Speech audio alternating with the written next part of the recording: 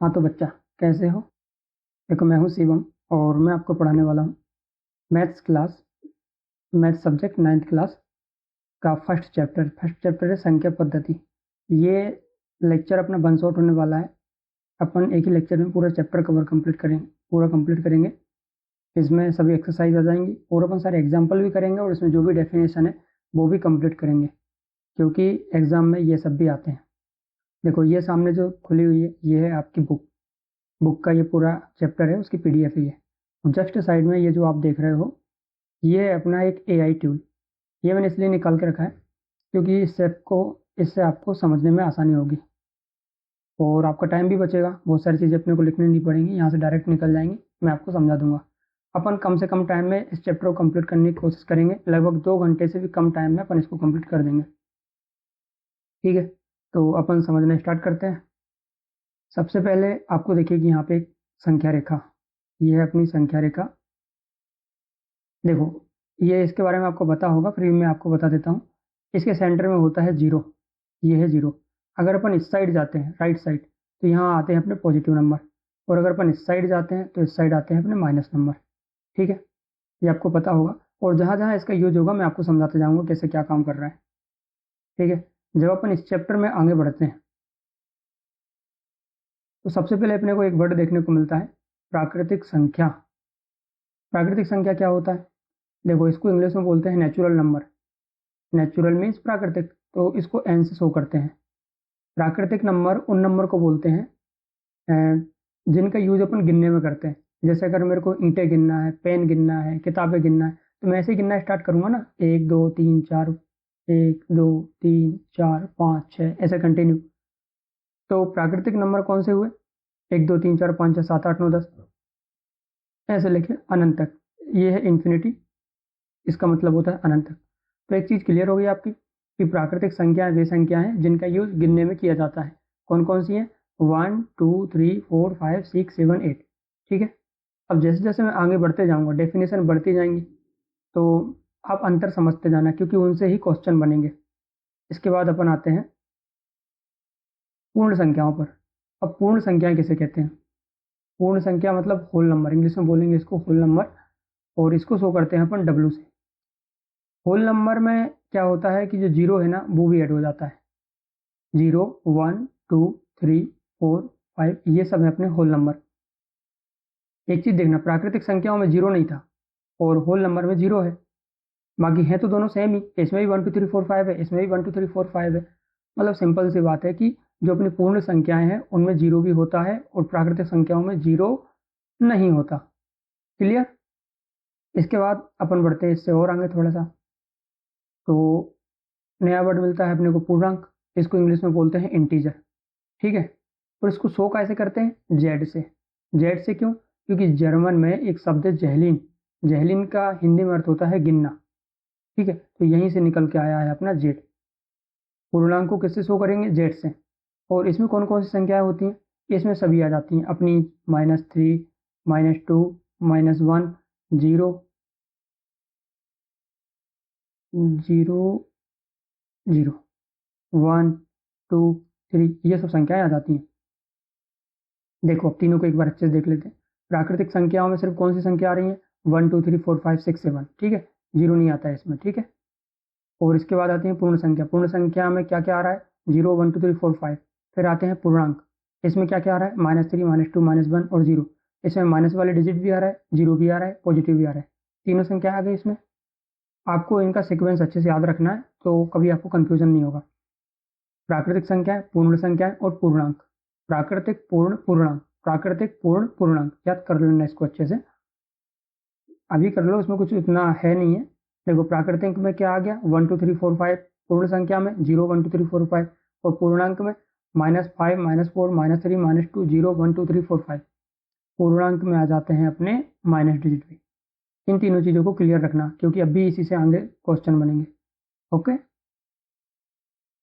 अच्छा आप बताओ, परिमेय संख्या किसे कहते हैं? Rational number. देखो, इसकी डेफिनेशन लिखी है इधर।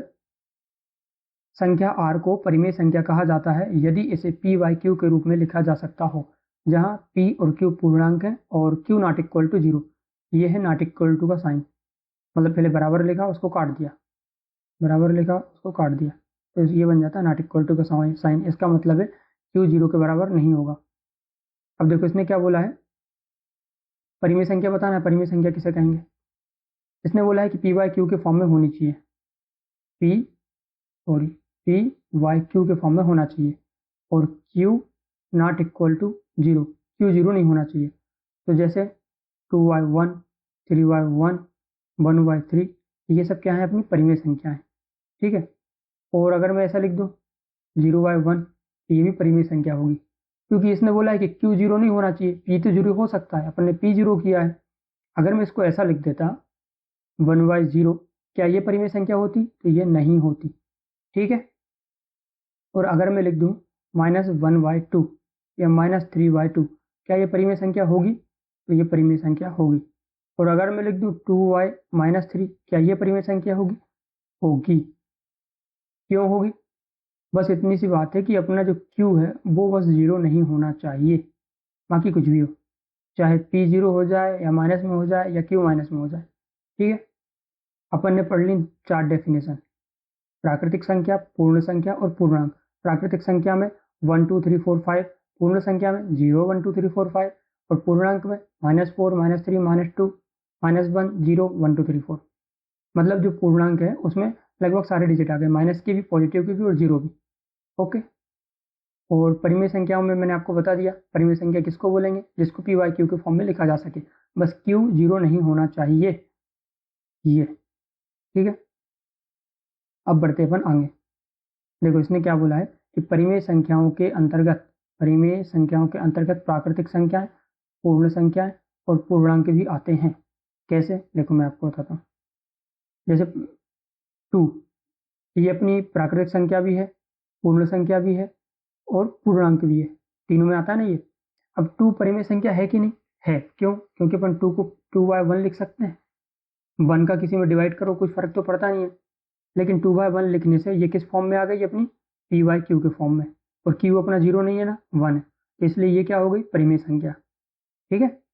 जैसे 3y1, 2y1, 2y7 हो गया ये, और 5y2, मतलब जो भी संख्या पी वाई क्यू के फॉर्म में लिख सकते हैं वो अपनी क्या है? परिमेय संख्या। हमें याद रखना है इसको। और परिमेय संख्या को अपन भिन्न भी बोलते हैं, या तुल्य परिमेय संख्या ही बोलते हैं। अगर पेपर में ऐसा कुछ लिखा आ जाए तो कंफ्यूजन नहीं होना। आगे बढ़ते हैं अपन। सबसे पहले एक क्वेश्चन दिया है कि नीचे एग्जाम्पल ये कि नीचे दिए गए कथन सत्य है या असत्य, ये अपने को बताना है कारण के साथ। देखो, प्रत्येक पूर्ण संख्या एक प्राकृतिक संख्या होती है। तो प्राकृतिक संख्या क्या है? प्राकृतिक संख्या को किससे शो करते हैं? एन से। तो प्राकृतिक संख्या क्या है? 1 2 3 4। और पूर्ण संख्या को किससे शो करते हैं? अभी मैंने आपको बताया था पूर्ण संख्या, ये है अपना पूर्ण संख्या, इसको शो करते हैं W से। और पूर्णांक किससे शो करते हैं? Z से। अब इसका ध्यान रखना, जब मैं कहीं W या Z लिखूं समझ जाना, W मीन्स पूर्ण संख्या और Z मीन्स पूर्णांक संख्या, ठीक है। तो पूर्ण संख्या के लिए क्या लिखेंगे अपन? W इक्वल टू क्या आएगा? 0 1 2 3 4। अब इसने अपने क्वेश्चन क्या दिया है? प्रत्येक पूर्ण संख्या एक प्राकृतिक संख्या होती है। अब ये है अपनी पूर्ण संख्या, अब 0 तो नहीं होती है, और ये बोल रहा है कि प्रत्येक पूर्ण संख्या प्राकृतिक संख्या होती है, मतलब झूठ बोल रहा है। ये पहला अपना असत्य। अगर ये बोलता कि प्रत्येक प्राकृतिक संख्या पूर्ण संख्या होती है, तो अपन कह देते होती है, क्योंकि 1 2 3 4 5 इधर है तो वो इधर भी है। लेकिन पूर्ण संख्या में 0 भी है और 0 अपना इधर नहीं आता है, इसलिए ये गलत है। अब सेकंड क्या है? प्रत्येक पूर्णांक एक परिमेय संख्या होती है। तो देखो, अब भी मैंने आपको बताया था थोड़ी देर पहले कि परिमेय संख्याओं के अंतर्गत प्राकृतिक संख्याएं भी आती हैं, पूर्ण संख्याएं भी आती हैं, पूर्णांक भी आते हैं, ठीक है। तो इसका मतलब है ये सही बोल रहा है कि प्रत्येक पूर्णांक एक परिमेय संख्या होती है। और अगर पूर्णांक की जगह लिखा होता पूर्ण या प्राकृतिक, तब भी ये सही होता है, क्योंकि पूर्ण, प्रत्येक प्राकृतिक या पूर्ण या पूर्णांक संख्या परिमेय संख्या होती है। डेफिनेशन मैंने आपको बताया था और मैंने समझाया भी था कैसे होती है। जैसे मान लो 2 है, ये अपनी प्राकृतिक संख्या भी है, पूर्ण संख्या भी है और पूर्णांक संख्या भी है। तो अगर इसको मैं 2/1 लिख दूं, नीचे 1 लगा दूं, क्या फर्क पड़ता है? कुछ भी नहीं। लेकिन ये किस फॉर्म में आ जाएगी? पी वाई क्यू के फॉर्म में, और इसलिए अपन इसको क्या बोल सकते हैं? परिमेय संख्या। तो सेकंड अपना सही हो गया। अब प्रत्येक परिमेय संख्या एक पूर्णांक होती है, अब परिमेय संख्या एक पूर्णांक होती है, ये हमेशा गलत हो जाएगा इस टाइप से अगर ये बोलेगा, क्योंकि अगर मैं लिखूं 3/4 ये पूर्णांक संख्या परिमेय संख्या है, लेकिन पूर्णांक संख्या में तो ये कहीं नहीं आया था।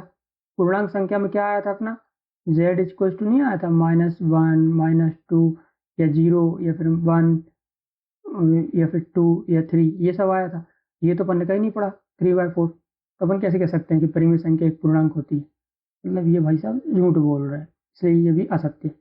देखो असत्य है क्योंकि 3/5 एक पूर्णांक नहीं है। सबके आंसर भी दिए हैं, ये असत्य है, ये सत्य है और ये भी असत्य है। ठीक है, अब अपने को एक क्वेश्चन दिया है कि 1 और 2 के बीच 5 परिमेय संख्याएं ज्ञात कीजिए। अब इसको कैसे सॉल्व करते हैं, एग्जाम्पल कोई सा भी नहीं छोड़ना, क्योंकि आपके एग्जाम में एग्जाम्पल से बहुत ज़्यादा क्वेश्चन आते हैं। देखो 1 और 2 के बीच 5 परिमेय संख्या ज्ञात कैसे की इन्होंने क्या करा। अब देखो जैसे अगर मुझसे कोई बोले कि 1 और 3 के बीच में कोई एक संख्या बताओ, तो अपने को पता है कि 1 और 3 के बीच में 2 आता है ना, 2। तो अगर अपने को इसको फार्मूले की सहायता से निकालना हो तो कैसे निकालेंगे, जितनी संख्या दी हो ना सबको जोड़ दो और जितनी डिजिट हो उतने का डिवाइड कर दो। देखो जैसे 1 + 3 कितनी संख्याएं हो गई, 1 2, 2 का डिवाइड कर दो, क्या आएगा आंसर 4/2। काट देंगे, 2 एकम 2, 2 दूनी 4, आंसर क्या आया अपने पास 2। ठीक है, तो यही तो है, 1 और 3 के बीच 2 ही तो होता है। ठीक है, ये मैं आपको फार्मूला समझा रहा था, आप ये समझ गए। अब इसके बाद अपन बढ़ते हैं इस पे कि 1 और 2 के बीच 5 परिमेय संख्याएं ज्ञात कीजिए, कैसे करेंगे। तो r+s/2 क्या हो, ये वाला फार्मूला लगाना है ना अपने को।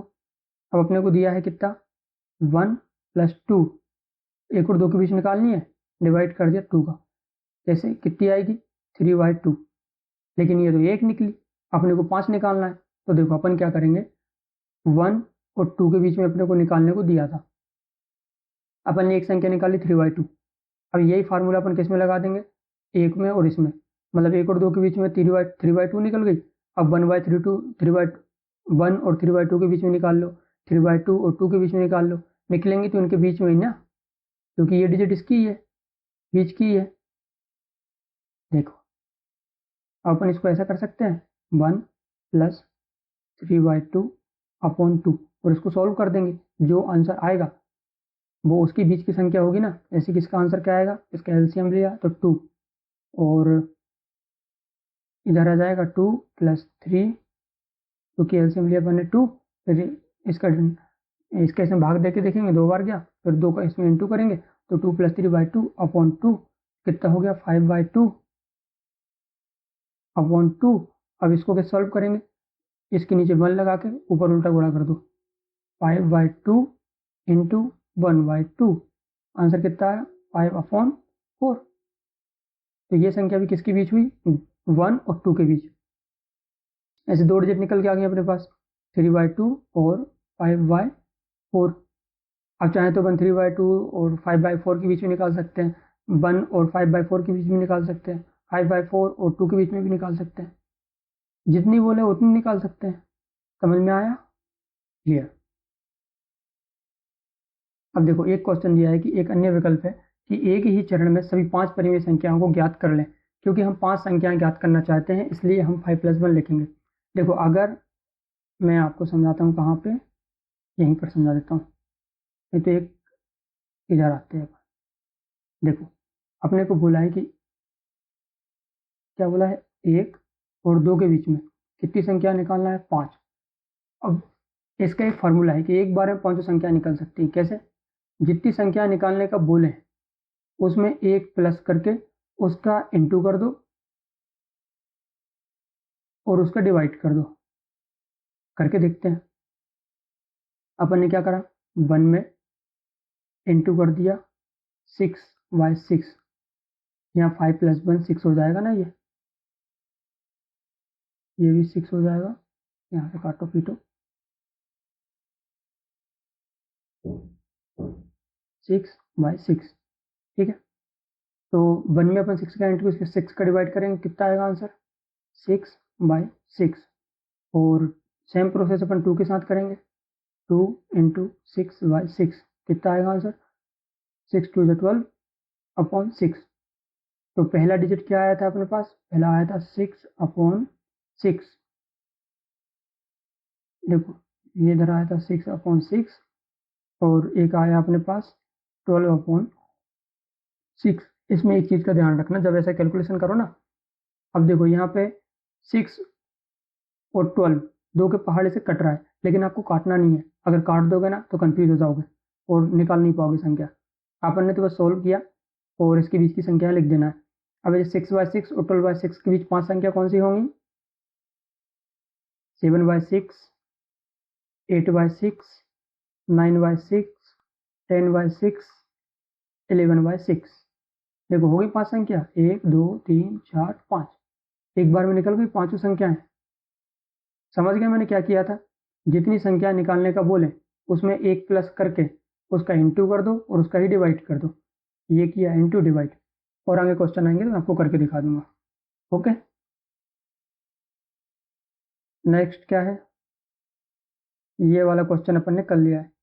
मैं एग्जाम्पल भी करा रहा हूँ, डेफिनेशन भी करा रहा हूँ। और एक चीज़ का ध्यान रखना, मैं जहाँ जहाँ मैंने हाईलाइट कर रखा है ना, जैसे ये डेफिनेशन हाईलाइट कर रखी है, आप भी अपनी बुक में हाईलाइट कर लेना या फिर अंडरलाइन कर लेना, ताकि आप जितने बार भी पेज पलटो तो उन पर आपकी नज़र जाए और वो आपको याद हो जाए, ताकि एग्जाम में आसानी से लिख सको। टॉपी तो करना है ना। देखो सारे एग्जाम्पल खत्म हो गए अपने, अब आते हैं अपन एक्सरसाइज। एग्जाम्पल करने का फ़ायदा ये होता है कि अब एक्सरसाइज अपन बहुत आसानी से कर पाएंगे।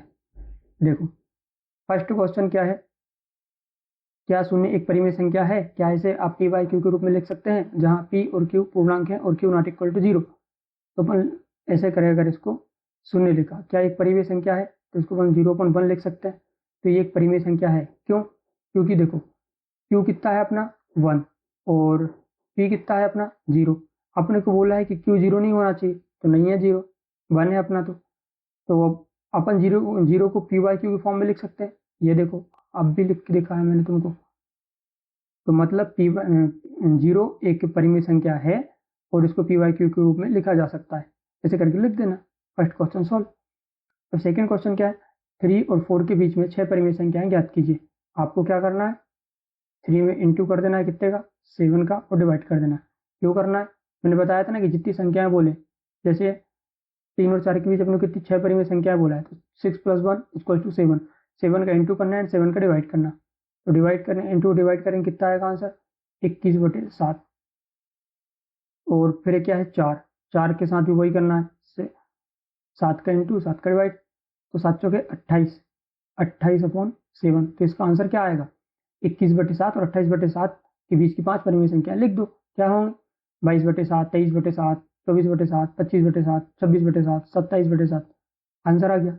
एग्जाम्पल में अपन ने अब भी करके देखे थे ना, देखो कितना आसान है अब करना। अब ऐसे एक संख्या है 3/5 और 4/5 के बीच पांच परिमेय संख्याएं ज्ञात कीजिए। इसको आप खुद भी कर सकते हो। कैसे करोगे, 3/5 में कितने गुणा करोगे, 6/6 का। क्यों, क्योंकि 5 परिमेय संख्याएं बोली हैं, तो 5 + 1 6। तो 6/6 मतलब 6/6 का इंटू कर देना, और इधर भी, और उसके बीच की 5 संख्याएं लिख देना, खत्म। चौथा क्वेश्चन क्या है, नीचे दिए गए कथन सत्य है या असत्य, कारण के साथ अपने उत्तर दीजिए। प्रत्येक प्राकृतिक संख्या एक पूर्ण संख्या होती है। प्रत्येक प्राकृतिक संख्या मतलब n = 1 2 3 4 5 6, ठीक है, एक पूर्ण संख्या होती है। पूर्ण संख्या मतलब इसको काय से शो करते हैं, W से। मैंने बताया था ना कि इसमें 0 और बढ़ जाता है, 0 1 2 3 4 5। देखो प्रत्येक प्राकृतिक संख्या ये हो गई, एक पूर्ण संख्या होती है भाई साहब। देखो ये सारी डिजिट नीचे आ रही है ना, तो मतलब पहला कथन क्या है, सत्य। अब प्रत्येक पूर्णांक एक पूर्ण संख्या होती है, करके देख लेते हैं। पूर्णांक मतलब इसको कैसे शो करते हैं अपन, जेड से। जेड में क्या आ रहा था, जैसे कि -3 -2 -1 0 1 2 3, ऐसे सारे डिजिट आ रहे थे। और अपनी पूर्ण संख्या में क्या आ रहे थे, पूर्ण संख्या में आ रहे हैं 1 2 3 4।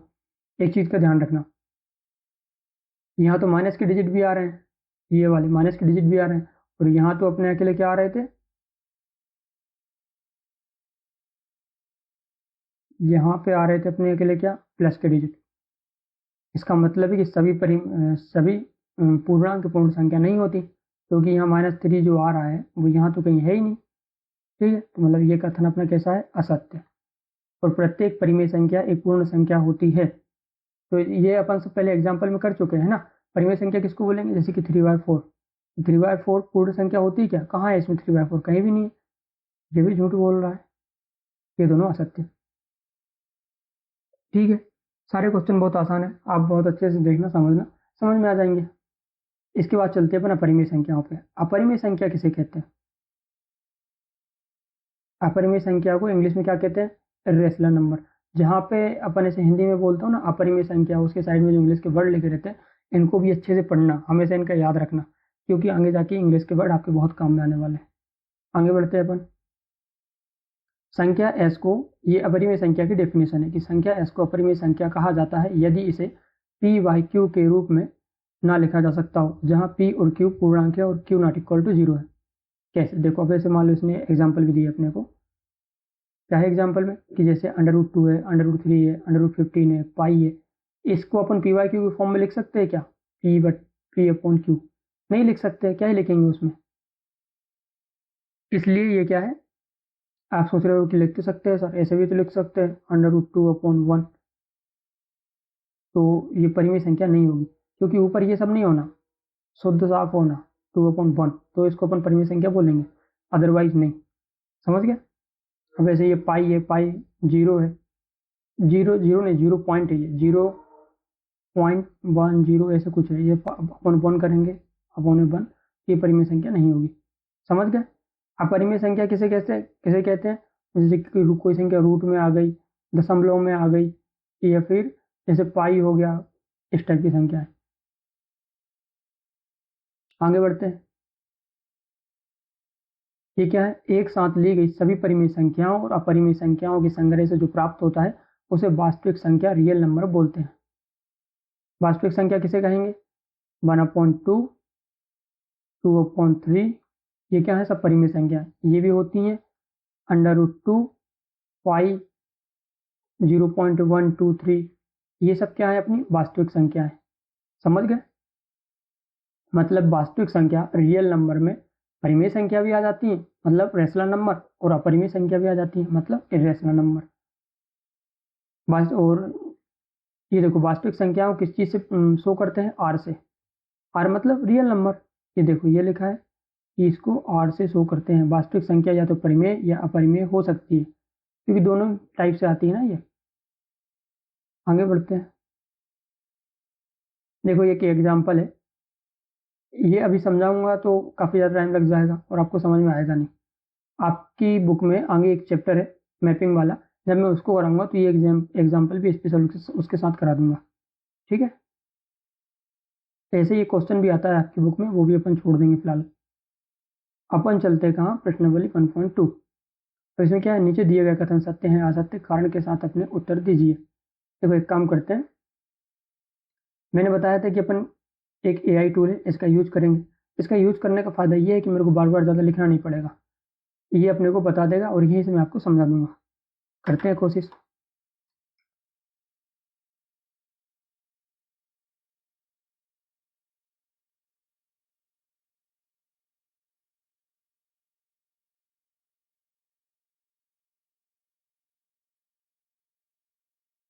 क्वेश्चन क्या दिया है अपने को,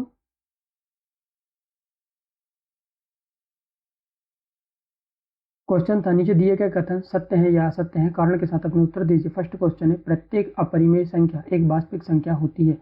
तो मैंने आपको अब भी बताया था, ऊपर कहाँ बताया था,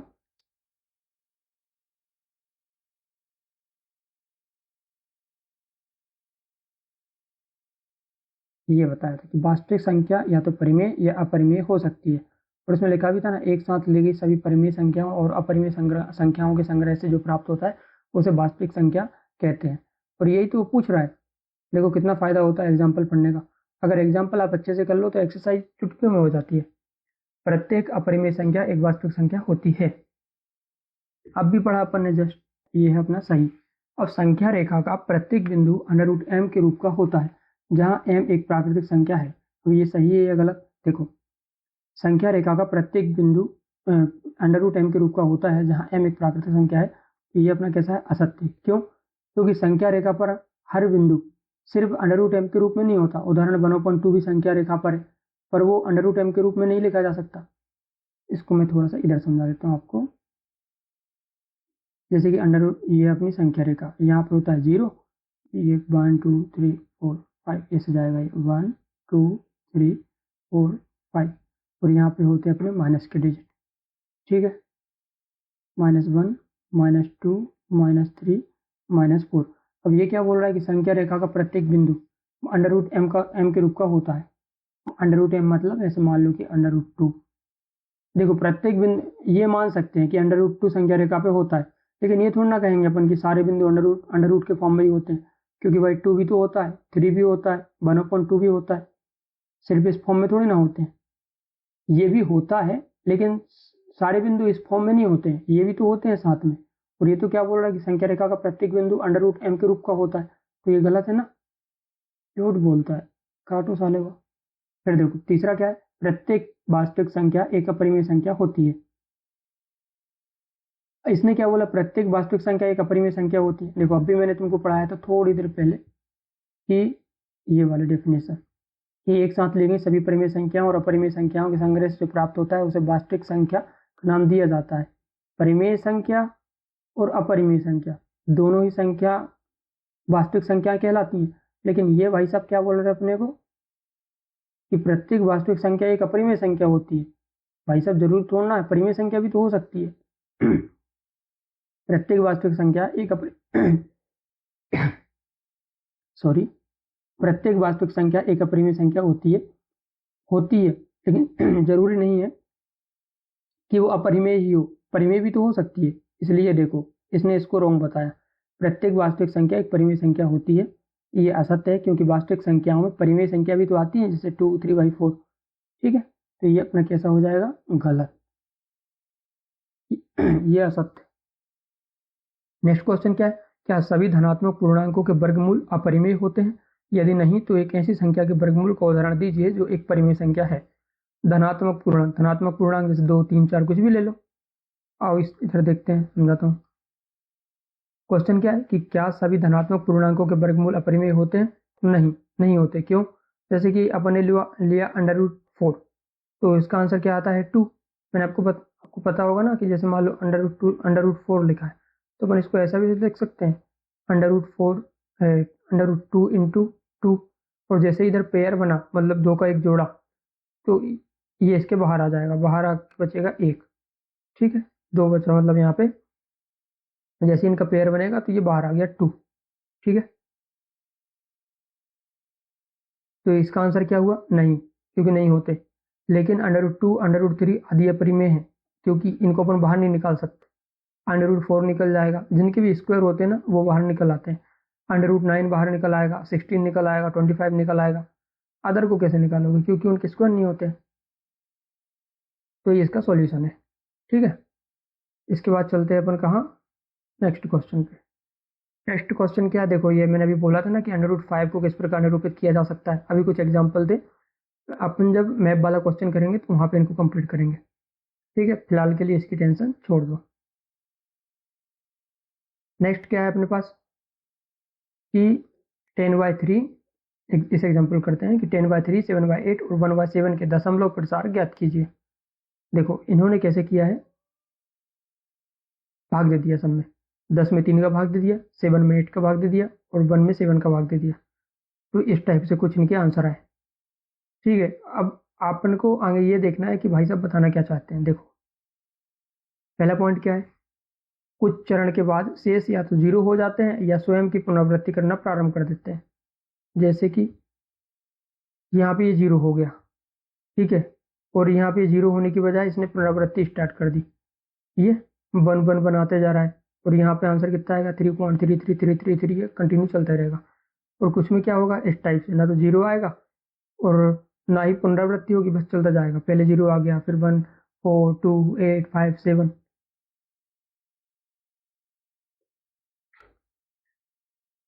ठीक है। दूसरा पॉइंट क्या है, शेषों की पुनरावृत्ति श्रृंखला में प्रविष्टियों की संख्या भाजक से कम होती है।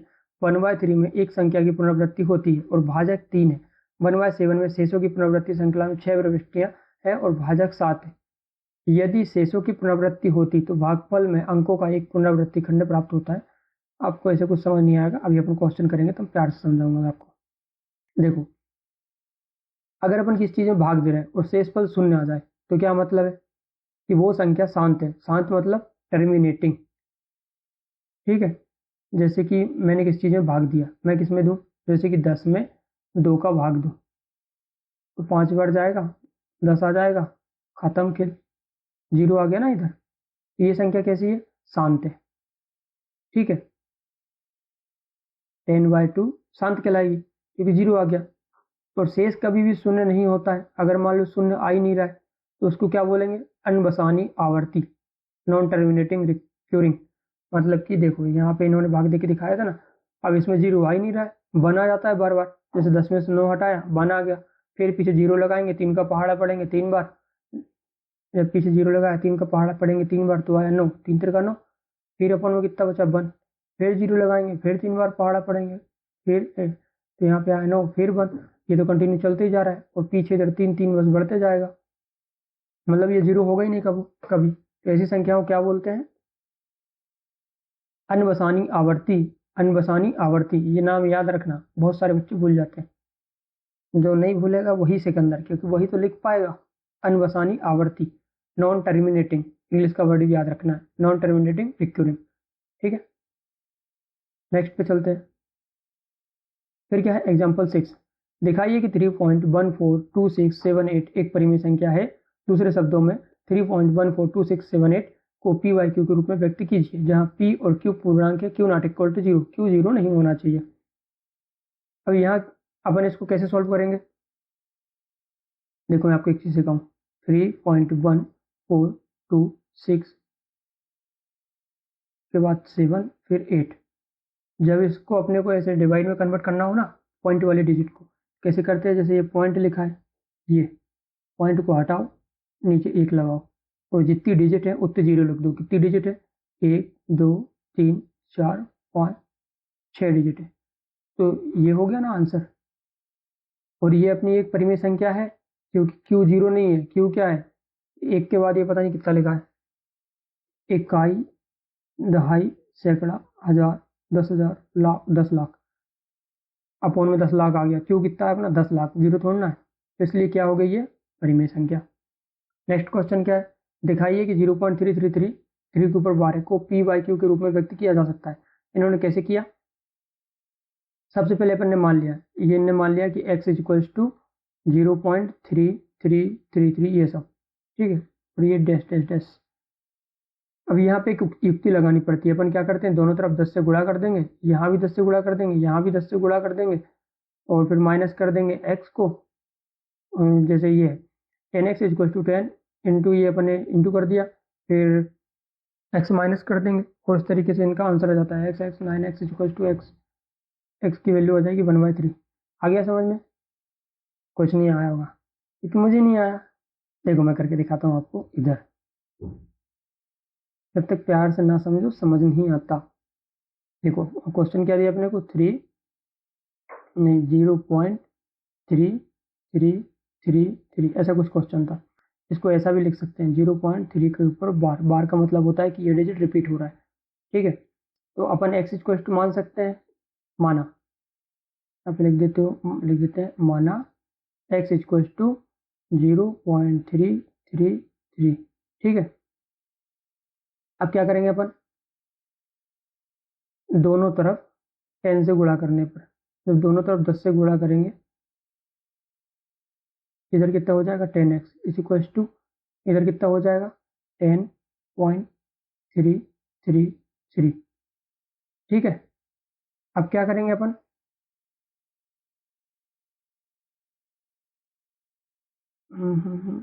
एक सेकंड प्यारे, कुछ गलत कर दिए क्या, क्वेश्चन ये था x इक्वल टू, माना अपन ने 0.333, दोनों साइड 10 से गुणा किया तो इधर हो गया 10x, इधर हो गया 10 इंटू 0.333। हाँ, जब 10 से गुणा करेंगे तो आंसर क्या आएगा, 10 इंटू 0.333, जब इसमें गुणा करेंगे तो आंसर आएगा 3.333। ठीक है, जब इसमें पॉइंट वाले डिजिट में ऐसे अपन इसका गुणा करेंगे ना 10 का, तो होगा कुछ नहीं, ये जो दशमलव इधर लगा ये एक इधर खिसक जाएगा, जितने जीरो हो उतने आगे खिसका दो, एक जीरो है इसलिए एक पॉइंट एक डिजिट खिसका दिया अपन ने, ठीक है। फिर इन्होंने क्या किया, 3.3333 इज इक्वल टू में लिख दिया 3 + x। पूछो कहाँ से आया, मैं बताता हूँ, इधर ये डिजिट रोम ऐसा नहीं होगा। अच्छा एक नए पेज पे लेते हैं अपन अच्छे से ना, इधर अपने को दे रखा है 0.333। अपन इसको कैसा लिख सकते हैं, अपन इसको लिख सकते हैं 0.3 के ऊपर बार। अपन मान लेते हैं यहाँ पे क्या माना, जो क्वेश्चन दिया है वही मान लो कि माना x इज इक्वल टू 0.333। अब दोनों तरफ क्या करेंगे, 10 से इंटू करने पर 10 का गुणा कर दिया दोनों तरफ, इधर कितना हो जाएगा 10x, और इधर कितना हो जाएगा 10 इंटू 0.333, ठीक है। तो 10x इज इक्वल टू इधर कितना हो जाएगा 3.333, तो ये कंटिन्यू जा ही रहा है आगे, ये लगाते जाना है ना ऐसे, ये अपना वो आ गया। अब देखो इसको अपन ऐसा कर सकते हैं 10x is equal to 3 + x। पूछो ऐसे कैसे किया, क्योंकि x का मान यही तो है 0.333 और यही आ रहा है अपने पास इधर, तो मैंने 3 को इधर ले लिया और मैंने कर दिया x 3 + x, क्योंकि इसका मान क्या है 0.333, ठीक है। अब मैं इसको ऐसा कर सकता हूँ 3x - x is equal to 3 कर सकते हैं, क्योंकि जब ये x इक्वल के इस साइड आएगा तो माइनस में हो जाएगा, तो कितना आया इधर 9x इज इक्वल टू 3। तो x इक्वल टू पर लिख सकते हैं 3/9 और इसको काट और देंगे, 3 एकम 3, 3 त्रिका 9, आंसर कितना है 1/3। समझ गए, देखो एक बार अच्छे से समझ देता हूँ प्यार से। आपने क्वेश्चन दिया था 0.333, इसको अपन ऐसा लिख सकते हैं 0.3 के ऊपर बार। ये इसलिए बता रहा हूँ, हो सकता है एग्जाम में क्वेश्चन आपको ऐसा दे दे 0.3 के ऊपर बार, सोल्व करो इसको। अपन ने क्या किया, x इक्वल टू मान लिया 0.333 और दोनों तरफ 10 से गुणा कर दिया, इधर हो गया 10x, इधर आ जाएगा 10 इंटू 0.333, तो 10x इक्वल टू ऐसा लिख सकते हैं 3.333, क्योंकि 10 का इंटू हो गया इसमें। फिर 10x इक्वल टू 3 + x लिख सकते हैं, क्यों, क्योंकि 3 ये इधर का इधर आ गया और ये 333 ये अपन ने माना था ना x इक्वल टू 0.33, इसकी जगह अपन ने लिख दिया 3 + x। फिर x को अपन इक्वल की इस साइड लाएंगे तो माइनस में हो गया, माइनस में इधर बचा 3, तो 10 में से एक x गया, कितने बचे 9x इक्वल टू 3। फिर x इधर ही रखा अपन ने और 3/9 कर दिया, क्योंकि इधर इंटू में है तो इधर पहुंचेगा डिवाइड में, 3/9 इसको काटा पीटी करी 1/3, इसका आंसर आ गया। अब बुक वालों ने क्या किया, बुक वाले भी वही करेंगे जो हम करेंगे, ये इसका फाइनल आंसर है। समझ में आया। अब आते हैं एग्जाम्पल नंबर 8। क्वेश्चन क्या है, दिखाइए कि 1.272727 को पी वाई के रूप में व्यक्त किया जा सकता है। देखो नेक्स्ट क्वेश्चन क्या है अपना 1.272727 इस टाइप से आ रहा है। ऊपर ऊपर क्या हुआ था, सिर्फ एक वर्ड रिपीट हो रहा था, एक डिजिट रिपीट हो रही थी 3, लेकिन नीचे कितनी डिजिट रिपीट हो रही है 2। कौन कौन सी 272727। देखो जब 2 डिजिट रिपीट हो इसका मतलब अपने को 100 का गुणा करना, अगर एक डिजिट रिपीट हो तो सिर्फ 10 का गुणा करना, और अगर 3 डिजिट रिपीट हो तो 1000 का गुणा करना, 4 डिजिट रिपीट हो 10,000 का गुणा करना। समझ गए, तो यहाँ पे कितने गुणा करेंगे 100 का, क्योंकि 2 डिजिट रिपीट हो रही हैं। पहले तो अपने को वही प्रोसेस करना है जैसे स्टार्टिंग में की थी, x इक्वल टू मान लेंगे 0.272727, ठीक है। अब दोनों तरफ अपन क्या करेंगे 100 से गुणा कर देंगे, 100x, 100 का गुणा किया x में 100 इज इक्वल टू इधर कितना हो जाएगा 272727, क्योंकि इसमें 100 से इंटू करेंगे तो पॉइंट इधर आ जाएगा, 2 जीरो है तो 2 डिजिट किसका दिया अपन ने, समझ गए। अब आगे बढ़ते अपन।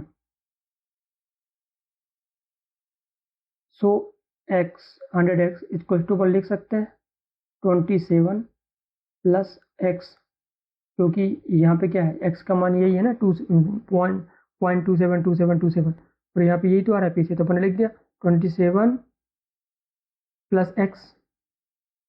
अब इसको अपन ऐसे कर सकते हैं क्या, 100x minus X is equal to 27, ये x इक्वल किस साइड आएगा तो माइनस में हो जाएगा, तो इधर कितना बचेगा 99x इज इक्वल टू 27, ठीक है।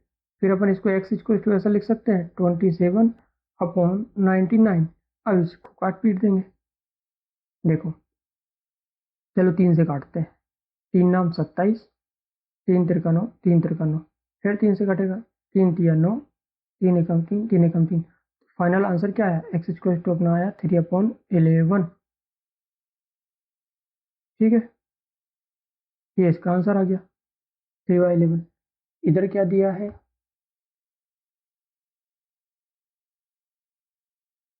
14/11।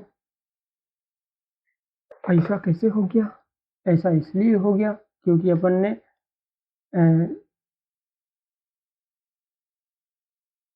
ने क्या किया था कि 100x इक्वल टू अपन ने 27 लिया था, जबकि यहाँ पे इन्होंने पूरा का पूरा डिजिट ले लिया है। देखो इसको भी समझाता हूँ मैं, शायद हो सकता है मेरा वाला गलत हो क्योंकि मैंने पूरी डिजिट नहीं ली थी। देखो x इक्वल टू कितना दिया 1.272727, तो इन्होंने क्या किया, 100x इक्वल टू 127.2727, दोनों तरफ 100 से इंटू कर दिया।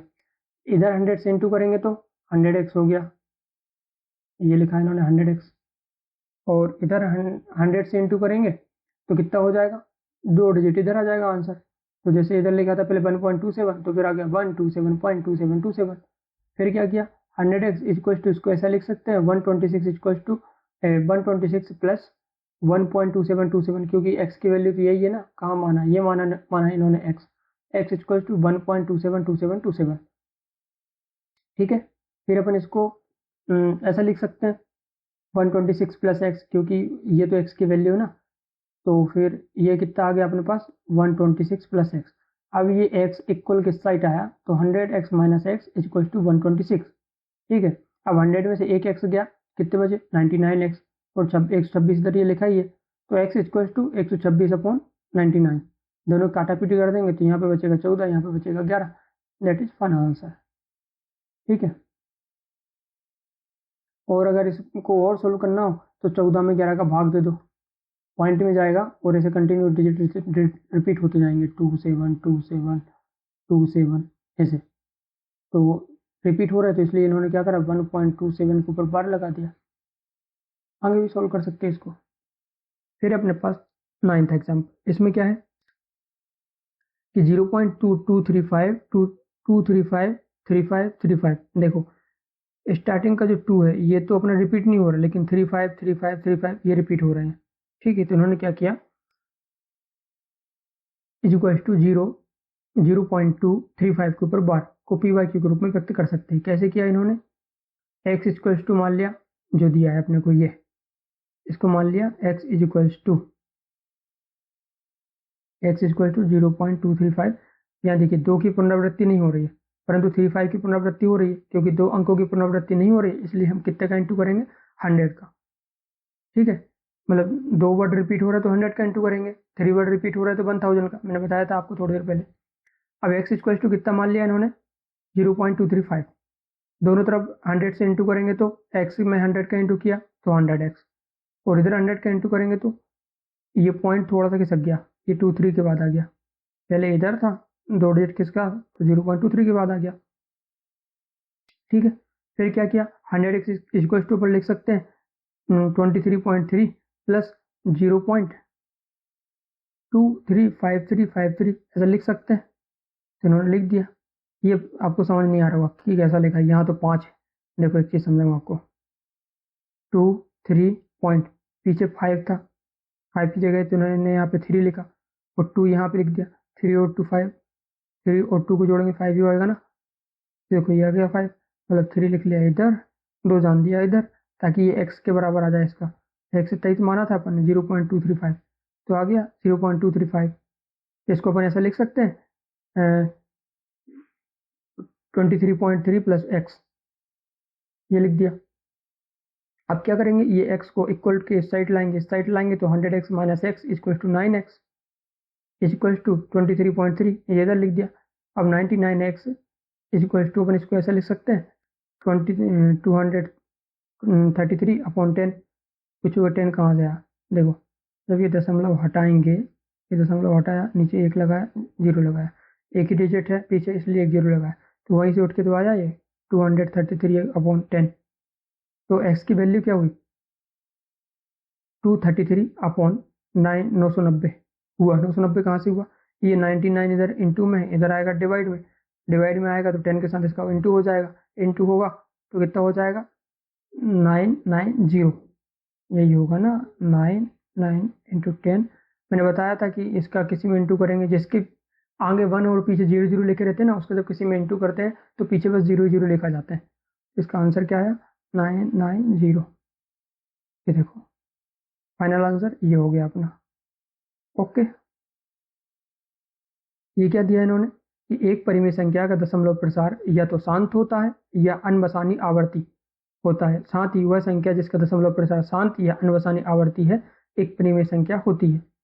शांत मतलब या तो शेषफल 0 आ जाए, और अनबसानी मतलब अनबसानी आवर्ती, आवर्ती का मतलब कोई वर्ड रिपीट हो, जैसे कि 0.3333 रिपीट होते ही जा रहा है, या फिर 0.2727, इसमें 2 वर्ड रिपीट हो रहे हैं, हो सकता है 3 वर्ड रिपीट हो। अगर रिपीट हो रहा है तो अनबसानी आवर्ती, और रिपीट नहीं हो रहा है 0 आ गया तो शांत, 0 मतलब शांत, और अगर वर्ड डिजिट रिपीट हो रहे हैं तो अनबसानी आवर्ती। ठीक है, आगे बढ़ते हैं। और एक अपरिमेय संख्या का दशमलव प्रसार अनवसानी आवर्ती होता है। विलोमता हुआ संख्या जिसका दशमलव प्रसार अनवसानी आवर्ती होता है अपरिमेय होती है। अनावर्ती बोला इन्होंने, है ना, इधर क्या बोला था आवर्ती, कहाँ गया, ये देखो आवर्ती मतलब रिपीटेटिव, रिपीट हो तो आवर्ती, और अगर रिपीट नहीं हो रहा है वर्ड तो अनावर्ती। जैसे कि मान लो किसी संख्या में अपन ने भाग दिया, भाग देते जा रहे हैं और आंसर आ रहा है 0.33333 ऐसे कंटिन्यू आते जा रहा है, तो इसको क्या बोलेंगे आवर्ती। ये रिपीट हो रहा है ना अपना 3, और अगर रिपीट नहीं हो, अगर ऐसा कुछ आंसर आए 0.1234567891145 ऐसा कुछ आते जा रहा है, मतलब ना तो ये 0 हो रहा है, मतलब ना तो शांत हो रहा है, और ना ही रिपीट हो रहा है, तो इसको क्या बोलेंगे अनवसानी अनावर्ती, याद रखना अनावर्ती। ठीक है, अब 22/7 को पाई का एक सन्निकट मान मान सकते हैं, जबकि पाई नॉट इक्वल टू 22/7 है। इसका मतलब ये है, जैसे अपन से कोई पूछता है ना कि भाई चलो पाई का मान बताओ क्या होता है, तो अपन बोले थे ना बड़े शौक से कि 22/7, एक्चुअल में 22/7 के करीब होता है, एक्चुअल 22/7 नहीं होता है, समझे, मतलब पाई का मान 22/7 के करीब होता है, लेकिन एग्जैक्ट 22/7 नहीं होता। इसलिए पाई नॉट इक्वल टू 22/7 लिखते हैं, नॉट इक्वल टू मतलब पाई का इसके बराबर नहीं होता। ठीक है, आगे बढ़ते हैं। ये कुछ हिस्ट्री के बारे में बताया इन्होंने कि यूनान का एक प्रबुद्ध व्यक्ति, प्रबुद्ध मतलब दिमागदार बुद्धिमान, आर्किमिडीज, उसने कल्पना की थी पाई के दशमलव प्रसारक अंकों को अभिकलित किया था उसने। आर्यभट्ट जो थे ना, अपने भारत के आर्यभट्ट थे, और 476 से 550 ईस्वी के आसपास उन्होंने जन्म लिया था। शुद्ध हिंदी में बताऊं तो आज से करीबन 3,500 साल पहले इन्होंने भी पाई का मान निकाल के दे दिया था। इन्होंने निकाला था 3.1416। ठीक है, 4 डिजिट तक उनका मान सही था, उसके आगे जो फैलाएं तो फिर वो गलत हो जाएगा। अब अपने को क्वेश्चन दिया है कि 1/7 और 2/7 के बीच एक परिमेय संख्या ज्ञात कीजिए। तो हमने देखा कि 1/7 इक्वल टू कितना होता है 0.142857। इसके ऊपर बार लगा दो, जैसे कि अगर मैं 1 में 7 का भाग दूं तो शेषफल आएगा ऐसा कुछ 0.142857।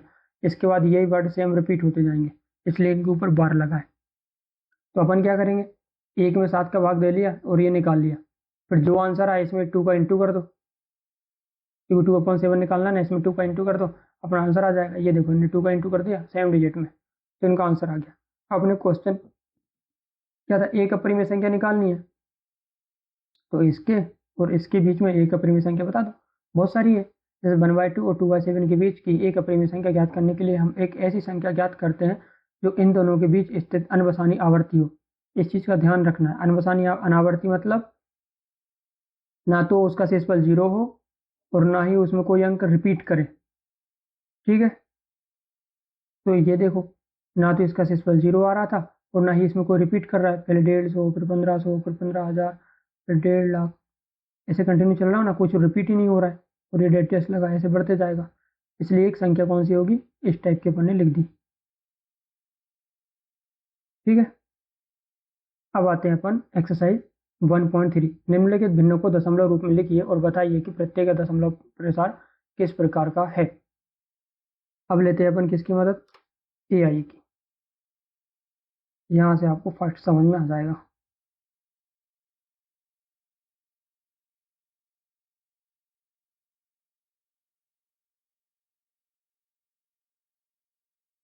क्वेश्चन क्या है कि निम्नलिखित भिन्नों को दशमलव रूप में लिखिए और बताइए कि प्रत्येक का दशमलव प्रसार किस प्रकार का है। 36 में 100 का डिवाइड करना है। देखो, ऐसा कुछ डिवाइड करने को मिले ना, तो ऐसे 2 डिजिट है, 2 डिजिट छोड़ के दशमलव लगा देना है। इसमें 2 जीरो है तो 2 डिजिट छोड़ के दशमलव लगा दो। कैसे, इधर देखो, ऐसे 36 है, पीछे से 2 डिजिट छोड़ी 63 और अपन ने दशमलव लगा दिया, आगे जीरो लगा दिया, आंसर हो गया। बहुत शॉर्टकट ट्रिक है ये, आप चाहो तो डिवाइड करके देख सकते हो, पर क्यों इतना दिमाग लगाना। ऐसे ही आप लोगों के पास दिमाग कम है ना, मजाक कर रहा था। अब देखो, 1/11, 1 में अपन को 11 का डिवाइड करना है। डिवाइड कैसे करते हैं, सिंपल मेथड, 1 लिखा, 11 से भाग दे दो, भाग नहीं जा रहा, जीरो लगा दो, फिर पॉइंट लगा दो, 11 में भाग देंगे, 11 नाम 99, फिर कितना बचा, 1, इधर कितना आ गया, 909। ठीक है, ऐसे ये बढ़ते जाएगा कंटिन्यू। यहाँ पे ये हो रहा है, ये इनका ये सेकंड क्वेश्चन खत्म। थर्ड क्वेश्चन में क्या है, ऐसे 4 सही 1/8, इसको कैसे सोल्व करेंगे, 4 में 8 का इंटू करो, उसमें 1 प्लस कर दो, तो 8 दूनी 16, 8 3 24, 8 चौके 32 प्लस 1 33/8, आंसर आ गया। फिर 33 में 8 का डिवाइड कर दो। ऐसे सारे क्वेश्चन एक एक करके आप आराम से कर सकते हो, इसमें कुछ कलाकारी है ही नहीं। फिर आते हैं अपन क्वेश्चन नंबर 2। आप जानते हैं कि 1/7 इक्वल टू 0.142857 है। वास्तव में लंबा भाग दिए बिना क्या आप यह बता सकते हैं कि 2/7, 3/7, 4/7, 5/7, 6/7 के दशमलव प्रसार क्या है? यदि हाँ तो कैसे? आप तो बता सकते हो, 2 में 7 का भाग दे दो, 3 में 7 का, 4 में 7 का, 5 में 7 का, 6 में 7 का, इतने में 1 घंटा खत्म। 1 घंटे में एक ही क्वेश्चन कर पाओगे, पेपर का टाइम खत्म। इसलिए ऐसा नहीं करना है। आपको क्या करना है, देखो आपको पहले से बता रखा है कि 1/7 का मान ये है, 0.142857 के ऊपर बार। अब अपने क्या करना है, इनका मान निकालना है। तो इनका मान निकालने के लिए जो ऊपर डिजिट दे रखी ना, 2 3 4 5 6, बस इनका इसमें इंटू कर देना। 2 का इंटू कर दोगे 0.142857 में, तो 2/7 का आंसर आ जाएगा। ऐसे 3 का कर देना, 4 का कर देना, 5 का कर देना, 6 का कर देना, सबके आंसर निकल के आ जाएंगे। अपने भाई साहब ने भी यही कुछ किया होगा, भाई साहब को पता नहीं है। अब क्या है, तीसरा क्वेश्चन, निम्नलिखित को पी वाई क्यू के रूप में व्यक्त कीजिए, जहां पी और क्यू पूर्णांक है तथा क्यू और जीरो तथा क्यू नॉट इक्वल टू 0 है। तो इसके लिए अपन मदद लेंगे किसकी, AI की। चलो, फर्स्ट क्वेश्चन क्या है, 0.6 के ऊपर बार। ठीक है, इसका सॉल्यूशन देखते हैं अपन। निम्नलिखित को पी बाई क्यू के रूप में व्यक्त कीजिए, जहां पी और क्यू पूर्णांक है तथा क्यू नॉट इक्वल टू 0। तो पहला क्वेश्चन दिया था 0.6 के ऊपर बार, ये तो मान लो एक्स इक्वल टू अपन ने मान लिया 0.66666, फिर इसमें 10 का इंटू किया। मैंने अभी थोड़ी देर पहले आपको बताया था, ऐसे एक डिजिट रिपीट हो रहा है तो कितने का इंटू किया, 10 का। अगर 2 डिजिट रिपीट होते तो 100 का इंटू करते। दोनों साइड करना, पहले अपन ने एक्स इक्वल टू मान लिया 0.666, फिर दोनों साइड 10 का इंटू कर दिया, तो इधर हो गया 10x, इधर हो गया 6.666। फिर क्या करेंगे, 6 प्लस 0.66 कर देंगे ताकि जो 0.66 है इसको x मान लें, तो इधर ये निकल लिया 10x minus X equal to ये लिख दिया, फाइनल आंसर आ गया। अभी मैंने आपको ये क्वेश्चन करके दिखाए थे ना,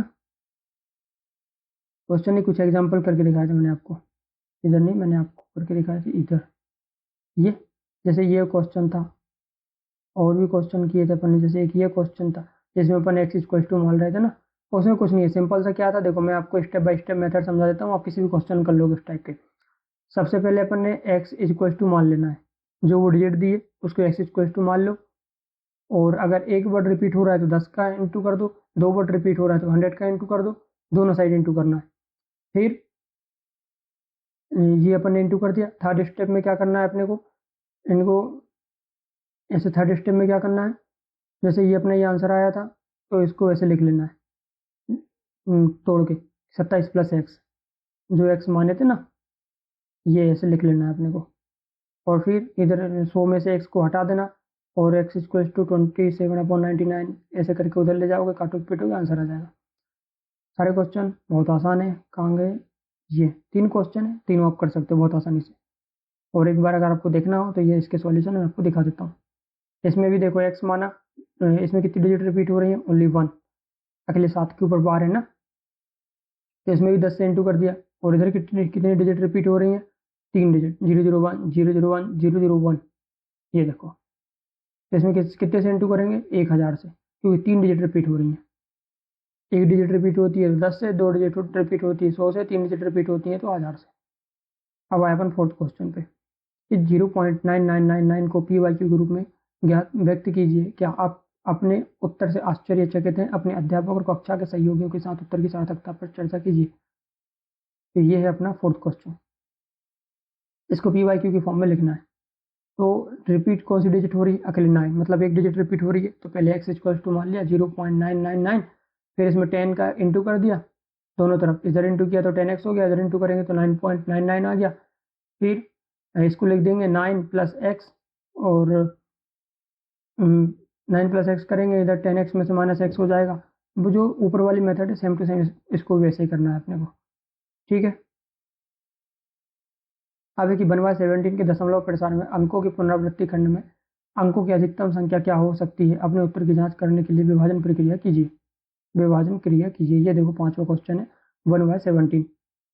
तो डिनोमिनेटर कितना है 17, मैक्सिमम रिपीटेशन लेंथ 16 डिजिट हो सकती है, क्योंकि साइकिल लेंथ की -1 एक्चुअल डिवीजन करने पर ब्लॉक रिपीट होता है।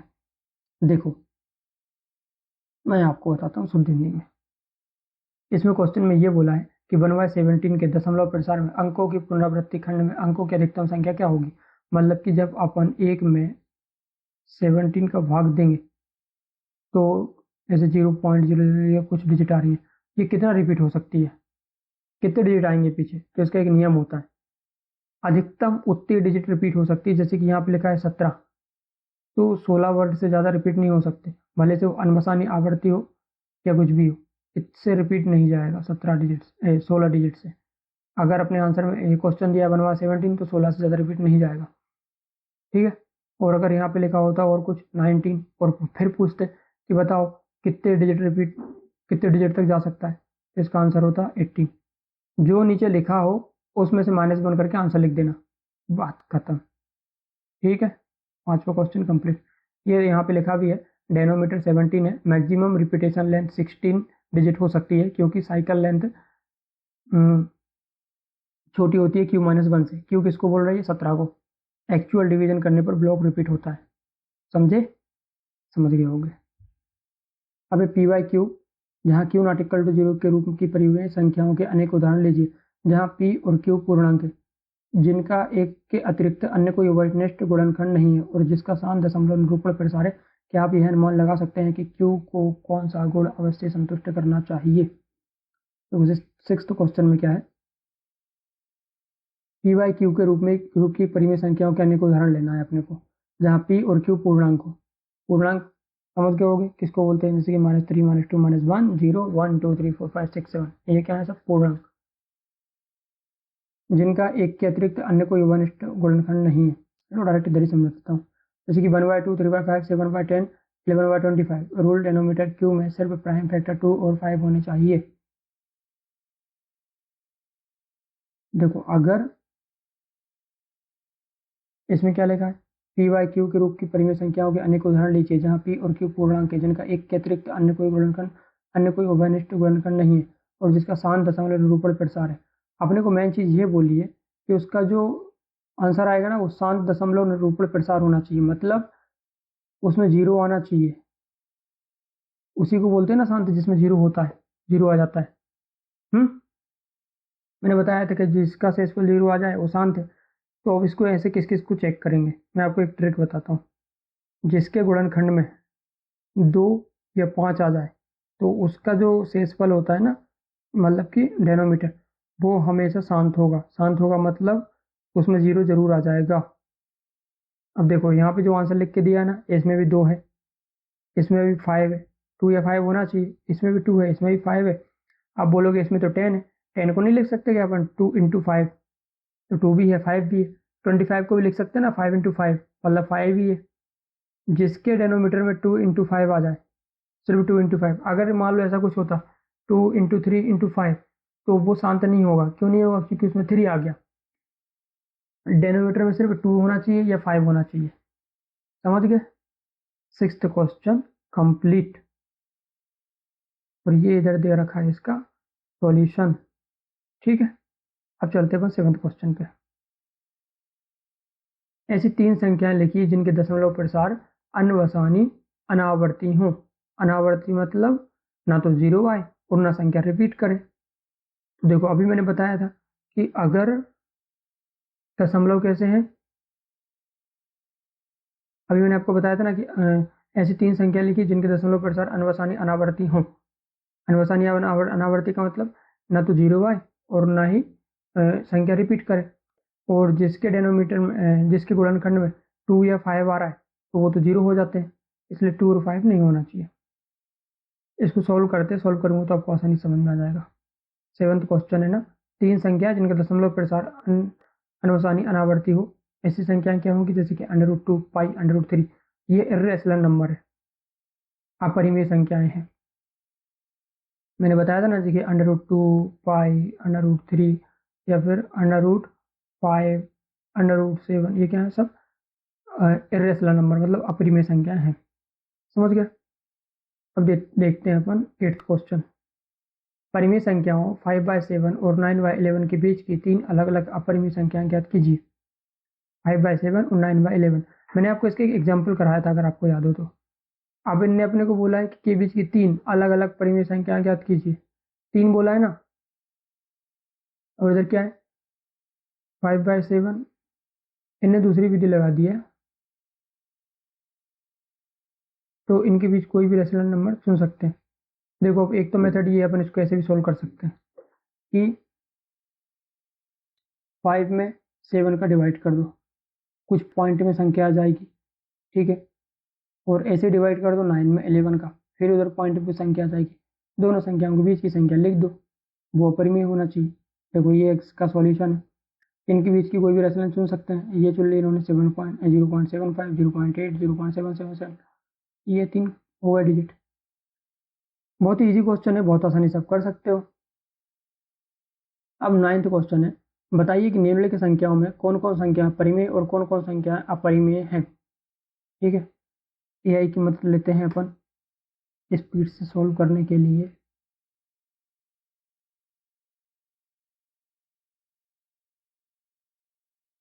पहला क्वेश्चन दे रखा है √23। मैं आपको ऐसे ही बता सकता हूँ। देखो बताइए कि निम्नलिखित संख्याओं में कौन कौन संख्या परिमेय और कौन कौन संख्या अपरिमेय है। मैंने आपको पहले बताया था परिमेय संख्या किसको बोलते हैं, जैसे कि 2/3, 3/4, 1/2 ऐसे। और अपरिमेय संख्या में क्या है, जैसे कि रूट वगैरह आ जाए या फिर पाई वगैरह आ जाए, है ना। ठीक है, अब देखो पहली संख्या क्या है, इधर लो, इसमें इसे बता देता हूँ। पहली संख्या है अपनी √23। ये क्या है, एक परफेक्ट स्क्वायर नहीं है।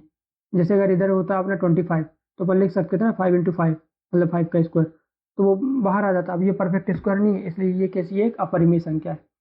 सेकंड क्वेश्चन क्या है, 225। 225 किसका स्क्वायर होता है, 15 का। इसको अपन लिख सकते हैं 15 इंटू 15, तो ये एक परिमेय संख्या हो गई। Second question solve.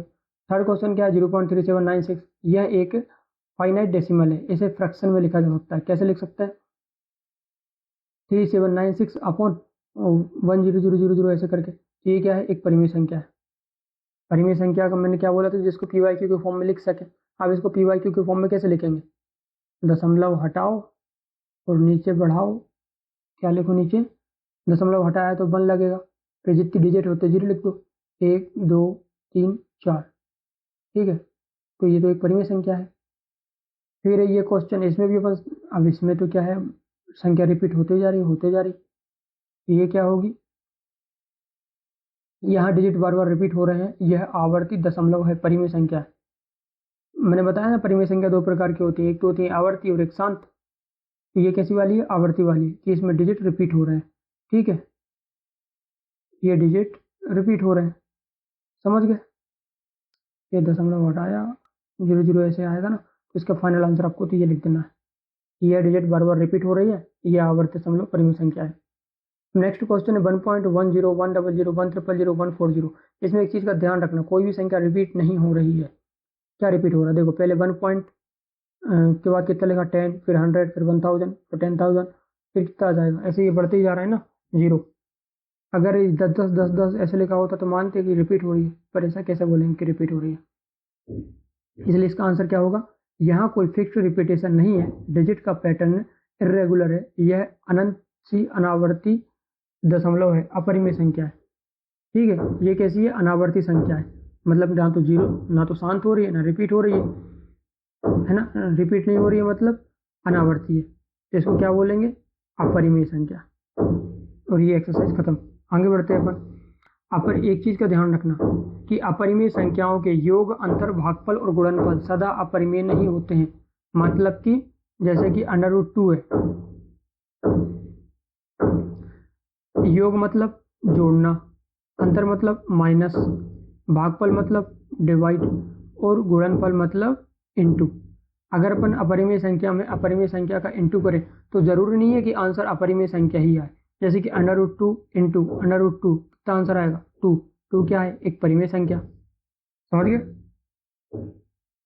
और जैसे कि डिवाइड करें अपन 17/17, 17/17, दोनों आपस में कटेगा, आंसर क्या है? 1। ये क्या है? परिमेय संख्या। ठीक है, इस चीज का ध्यान रखना कि अपरिमेय संख्याओं में गुणा, भाग या जोड़ घटाव करने पर जो आंसर आता है जरूरी नहीं कि वो अपरिमेय संख्या ही हो। ठीक है, और ये भी जरूरी नहीं है कि वो परिमेय संख्या ही हो, अपरिमेय भी हो सकता है, परिमेय भी संख्या होता है। सॉरी, अपरिमेय संख्याओं के योग, अंतर, भागफल और गुणनफल सदा अपरिमेय नहीं होते। सदा मतलब हमेशा नहीं होते, हो सकते हैं, अपरिमेय भी हो सकते हैं, पर जरूरी नहीं है कि हमेशा हो। ठीक है, आगे बढ़ते हैं क्वेश्चन में।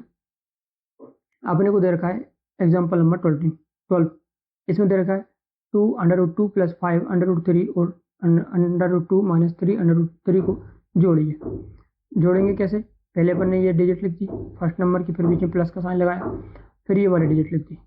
ठीक है, अब क्या करेंगे? दोनों के ब्रैकेट खोलेंगे। खोला तो 2 + 1, मतलब कि इसको भी खोला, इसको भी खोला, सब बराबर लिख दिया।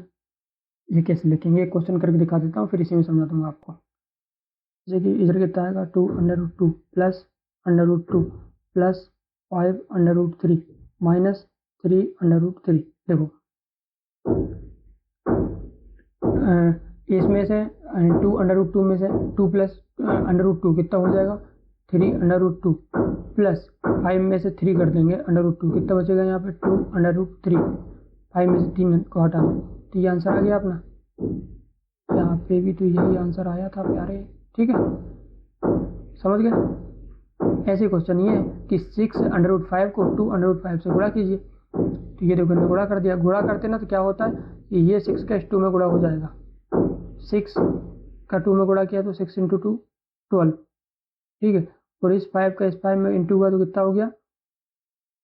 5 बचेगा, पहले रूट में था, अब सिंपल आ गया, तो आंसर कितना आएगा? 12 × 5 = 60। 12 × 5 = 60। नेक्स्ट क्वेश्चन क्या है? एग्जाम्पल है कि 8√15 को 2√3 से भाग दीजिए। देखो, इनने ये भाग दिया। 8√15 को अपन ऐसे लिख सकते हैं 3 × 5 क्योंकि 5 3 15, और 2√3 इसको ऐसा लिख सकते हैं 8√3 × √5। इससे होगा ये कि काटने में आसानी होगी। फिर काटेंगे कैसे? अंडर रूट ये गया, 2 एकम 2, 2 चौके 8, तो आंसर कितना आया? 4√5। यही दोनों तो बचे थे इधर, ये फाइनल आंसर हो गया। ठीक है, एक चीज और देखना, अगर आपको कहीं ये वर्ड लिखा देखे मिले ना, शून्यतर नॉन जीरो, शून्यतर का मतलब होता है नॉन जीरो, नॉन जीरो मतलब जीरो नहीं होना। यदि हम दो अपरिमेय संख्याओं को जोड़ें, घटाएं, गुणा करें या एक अपरिमेय संख्या को दूसरी अपरिमेय संख्या से भाग दें तो परिणाम परिमेय या अपरिमेय कुछ भी हो सकता है। अभी जो ऊपर मैंने डेफिनेशन बताई थी ना, सेम टू सेम वही है ये भी, कि अपरिमेय संख्या में इनकी अपरिमेय संख्या को जोड़े, घटाएं या गुणा करें या भाग दें तो परिणाम जरूरी नहीं है कि परिमेय या अपरिमेय हो, कुछ भी हो सकता है। याद रखना, इस पे ऑब्जेक्टिव बन सकता है एग्जाम में। ठीक है, अब क्या दे रखा है, मान लीजिए ए और बी धनात्मक वास्तविक संख्या है, तब ये कुछ सर्व समीकरण दे रखी है। सर्व समीकरण मतलब सूत्र, फॉर्मूले, ये आगे जाके क्वेश्चन में यूज होंगे। आपको ये क्वेश्चन, ये सर्व समीकरण अच्छे से याद कर लेना है। मैं आपको थोड़ा बता देता हूँ इनके बारे में, लेकिन प्लीज प्लीज प्लीज ये बहुत अच्छे से याद कर लेना, ये आपको बहुत आगे तक काम में आएंगे। और मैथ्स के जो स्कोर है उसमें इनका बहुत ज़्यादा इंपॉर्टेंट रोल होता है। ठीक है, अब जैसे कि क्या लिखा है, अंडर रूट ए बी, तो अपन इसको ऐसा लिख सकते हैं, अंडर रूट ए इंटू अंडर रूट बी कर सकते हैं ना, ध्यान रखना इसका। तो जैसे ये लिखा है under root A upon B, इसको अपन ऐसे लिख सकते हैं, under root A upon under root B. Third question क्या है, under root A plus under root B, under root A minus under root B, दोनों के बीच में क्या है, इंटू का साइन। तो इसको अपन ऐसे लिख सकते हैं, ए माइनस बी। कैसे लिखा, जब इसका इसमें इंटू करेंगे तो रूट हट जाएगा, क्योंकि अंडर रूट ए और अंडर रूट ए का इंटू आपस में होगा, तो ये ऐसा कुछ हो जाएगा ना, अंडर रूट ए इंटू अंडर रूट ए, ये दोनों हट जाएंगे। फिर आंसर कितना आएगा इसका, 19 रुपये। तो ये ए आ गया, तो बी के साथ भी ये आ गया, माइनस का साइन ये वाला आएगा। ठीक है, ऐसे चौथी वाली सर्व समीकरण है, जब इसका इंटू इसमें किया और इसका इसमें किया, तो ए का इंटू ए में किया तो ए का स्क्वायर हो गया, और अंडर रूट बी का इंटू अंडर रूट बी में किया तो आंसर हो गया बी। ठीक है, ऐसी सर्व समीकरण ये रखिए, मतलब आपको तो बस समझ लेना है कि ये कैसे आंसर आता है, कैसे सॉल्व करते हैं। जैसे under root A plus under root B, इसका इंटू करेंगे under root C plus under root D में, तो इसको देखो इंटू कैसे करते हैं, पहले इसका इंटू इसमें करो और फिर इसमें करो, फिर इसका इंटू इसमें करो और इसमें करो। देखना कैसे किया इन्होंने, पहले ए का सी में किया, फिर ए का डी में किया, फिर बी का सी में किया, बी का डी में किया। मैं आपको समझा रहा हूँ कि गुणा कैसे करते हैं इसमें, समझ गए आप? चलो आगे बढ़ते हैं। आइए हम इन सर्व समीकरणों की कुछ विशेष स्थितियों पर विचार करते हैं। ये कुछ क्वेश्चन दिए है, सॉल्व करने को बोला है, कैसे सॉल्व करना है। अब ऐसे पहला क्वेश्चन है 5 प्लस अंडर रूट 7 और इंटू, ये जब दो ब्रैकेट आपस में बंद हो और ऐसे बीच में कुछ साइन नहीं हो, इसका मतलब है कि बीच में इंटू है। ठीक है, और फिर है 2 प्लस अंडर रूट 5, तो 5 plus under root 7 and 2 plus under root 5, इसका आंसर कितना होगा? देखो आंसर में आया 10 plus 5 under root 5 plus 2 under root 7 plus under root 35। पहले 5 का 2 में इंटू किया तो 10 आ गया, फिर 5 का अंडर रूट 5 में इंटू किया तो 5 अंडर रूट 5 आ गया, फिर अंडर रूट 7 का 2 में इंटू किया तो 2 अंडर रूट 7 आ गया, फिर अंडर रूट 7 का अंडर रूट 5 में इंटू किया, 5 7 35 आ गया। सिंपल, ऐसी क्वेश्चन इंटू ये सब की है ना। इस समस्या पर विचार करते हुए कि 1 बाय अंडर रूट संख्या रेखा पर कहाँ स्थित है, नॉर्मल है ये सब तो। अब देखो हर का परिमीकरण, इसकी जरूरत आपको सबसे ज्यादा पड़ेगी, मैं आपको अच्छे से समझाता हूँ। ये 1 बाय अंडर रूट 2 के हर का परिमीकरण कीजिए। कैसे करते हैं इसको, यहाँ से करते, देखो हम 1 बाय अंडर रूट 2 को एक ऐसे तुल्य व्यंजक के रूप में लिखना चाहते हैं जिसमें हर एक परिमेय संख्या हो। हम जानते हैं under root 2 into under root 2 परिमेय संख्या है। हम ये भी जानते हैं कि 1 बाय अंडर रूट 2 को under root 2 by under root 2 से गुणा करने पर हमें एक तुल्य व्यंजक प्राप्त होगा, क्योंकि under root 2 upon under 2 is equal to 1 है।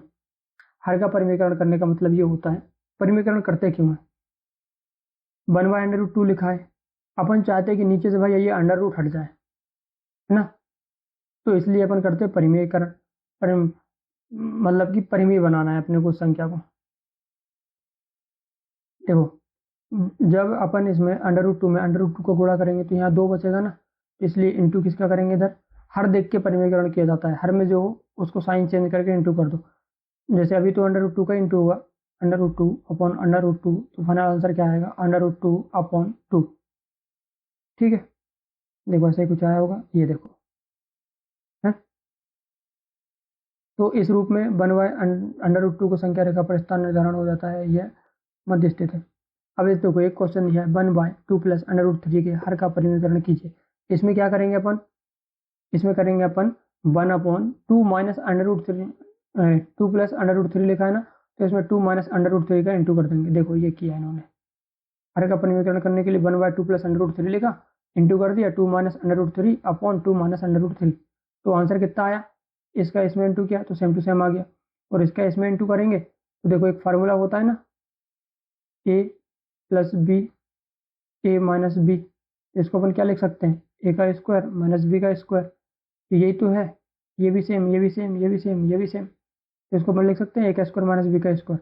तो जब ए का स्क्वायर करेंगे मतलब 2 का स्क्वायर, आपको फार्मूला नहीं भी लगाना है तो आप डायरेक्ट इंटू भी कर सकते हो अगर याद नहीं है तो, पर अगर याद है तो बहुत अच्छी बात है, बहुत जल्दी हो जाता है काम।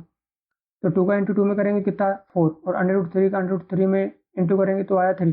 साइन हमेशा नेगेटिव लेते हैं, इधर प्लस है इधर नेगेटिव है तो हमेशा साइन नेगेटिव आएगा। तो आंसर कितना आया अपना 2 माइनस √3 अपॉन 4 माइनस 3। तो 4 माइनस 3 कितना बचेगा 1। मन लिखो या ना लिखो क्या फर्क पड़ता है, इसको अपन डायरेक्ट लिख देते हैं ना 2 माइनस √3, यही इनका आंसर आया। समझ गए हर का परिमीकरण कैसे करते हैं, और समझा देता हूँ। जैसे यहाँ पे क्या है 5/√3 माइनस √5, ये अब हर का परिमीकरण इधर कैसे करेंगे, साइन चेंज करके ऊपर नीचे इंटू कर दो। जैसे कि √3 माइनस √5 लिखा है तो इंटू किसका करेंगे √3 प्लस √5 का। 5 upon √3 minus √5 equal to, into कैसे किया 5 अपॉन √3 माइनस √5, जैसे कि जैसे लिख दिया, इंटू कैसे किया साइन चेंज कर दिया। ये देखो √3 प्लस √5, √3 प्लस √5 दोनों का इंटू किया, तो 5 का इंटू करेंगे इन दोनों डिजिट में, ये कर दिया, और ये आपस में इंटू करेंगे तो ये आंसर आएगा 3 माइनस 5। तो बड़ी संख्या नेगेटिव में है इसलिए ये अपना आंसर नेगेटिव में आ रहा है, -5/2, और ये हो गया √3 प्लस √5। समझ गए, इधर समझे कैसा लिखा, ये 5/2 क्योंकि -5/3 तो 2 आएगा ना, फिर ये माइनस का साइन इधर से आया क्योंकि माइनस बड़ी संख्या के आगे लगा हुआ है, और ऊपर का ये सेम टू सेम बचा ही है तो इसको लिख दिया √3 प्लस √5। ठीक है, नेक्स्ट चलते हैं अपन अब फिर कौन सा 19 एग्जाम्पल। 1/7 प्लस 3√2 के हर का परिमीकरण कीजिए। कुछ नहीं करना है, साइन चेंज करके ऊपर नीचे इंटू कर देना है, ये आपको करना है। अब अपने पास प्रश्नावली 1.4, देखो अपन इतने सारे एग्जाम्पल किए ना, ये सब करना अपने लिए बहुत आसान होगा। तो अपन लेते हैं अब AI का हेल्प ताकि अपना ये फास्ट कंप्लीट हो जाए।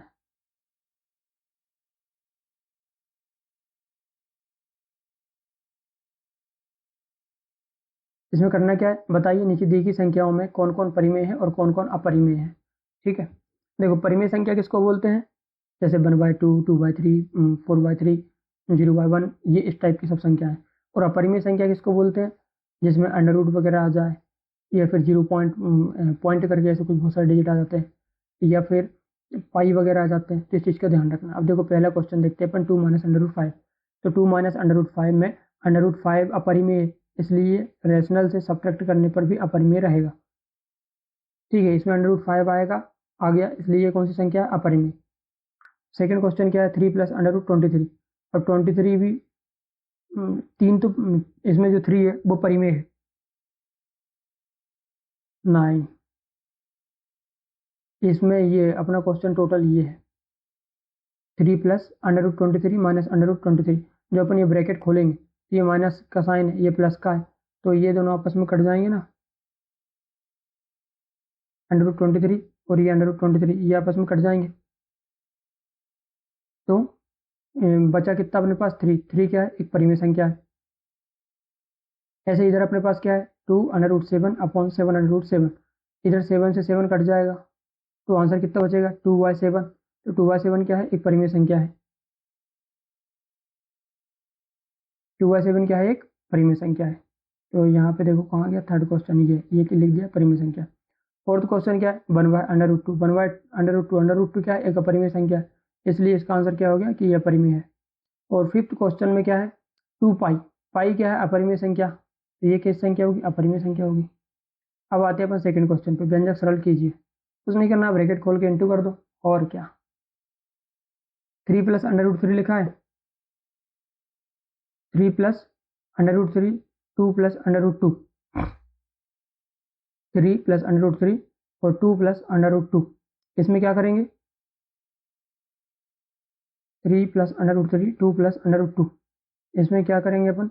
व्यंजक सरल कीजिए। 3 प्लस √3, और ये फर्स्ट क्वेश्चन है, कुछ नहीं करना, सिर्फ इनका इंटू करना है। 3 का इंटू 2 में कर देना, √2 में कर देना। बताया था ना अभी मैंने आपको इंटू करना। इसका इंटू इसमें कर दो और इसमें कर दो, और इसका इंटू इसमें कर दो और इसमें कर दो, आंसर आ जाएगा। सेम टू सेम इधर भी करना है। चाहो तो आप फार्मूला भी लगा सकते हो, जैसे ए बी, इधर प्लस है इधर माइनस। मैंने आपको फार्मूला बताया था ना कि इसको ऐसा लिख सकते हैं, स्क्वायर माइनस बी का स्क्वायर, 3 का स्क्वायर 9, √3 का स्क्वायर 9, √3 का स्क्वायर हो जाएगा 3, और बीच में साइन क्या है? माइनस, तो आंसर है वो लगा देना। इसका स्क्वायर खोल देना, इसका इंटू कर देना, क्वेश्चन खत्म। अब आते हैं अपन थर्ड क्वेश्चन पे। पाई का अंतर्वृत्त। पाई को c/d परिधि व्यास से परिभाषित किया जाता है, लेकिन इसका मतलब यह नहीं है कि पाई रेशनल है। c और d दोनों वास्तविक माप है और उनका अनुपात एक ही स्थिर संख्या देता है। यह स्थिर संख्या पाई है जो इरेशनल है, यानी डेफिनेशन में कोई कॉन्ट्रडिक्शन नहीं है। पाई एक रेशियो है, लेकिन वो रेशियो खुद रेशनल नहीं है बल्कि इरेशनल है।